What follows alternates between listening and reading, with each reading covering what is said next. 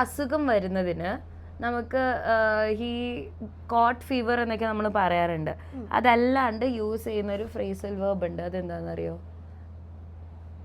അതാണ് നമ്മൾ ഇന്ന് പഠിക്കാൻ പോകുന്നത്. ഇന്ന് നമ്മൾ പഠിക്കാൻ പോകുന്ന ഫ്രേസൽ വേർബാണ് coming down with. Okay, come down with എന്ന് പറഞ്ഞാൽ പനി പിടിച്ചു എന്ന് പറഞ്ഞാൽ he is come down with fever എന്ന് പറയാം. ഓക്കെ, ഇപ്പം എനിക്ക് തോന്നുന്നു എനിക്ക് ഒരു കോൾഡ് വരുന്ന പോലെ തോന്നുന്നു. ഇതെങ്ങനെയാ പറയാ? The cold is coming down.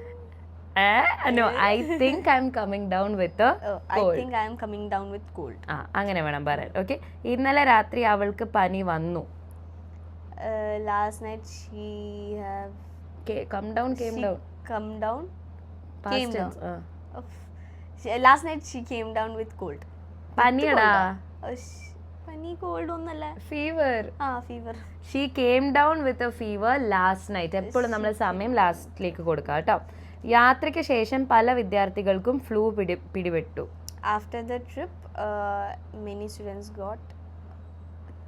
many students came down with fever.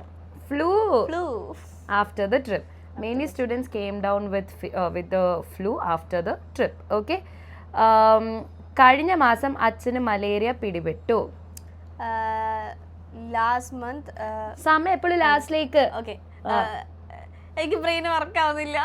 My dad came down with malaria last month. Okay. സാരല്ല, ഇനി നിങ്ങളെങ്കിലും പറയണം ഇത്. ആ കുഞ്ഞിന് ചിക്കൻ ബോക്സ് വന്നു. ഇതെങ്ങനെ ഇംഗ്ലീഷിൽ പറയാന്നുള്ളത് നിങ്ങൾ താഴെ കമന്റ് ചെയ്യുക.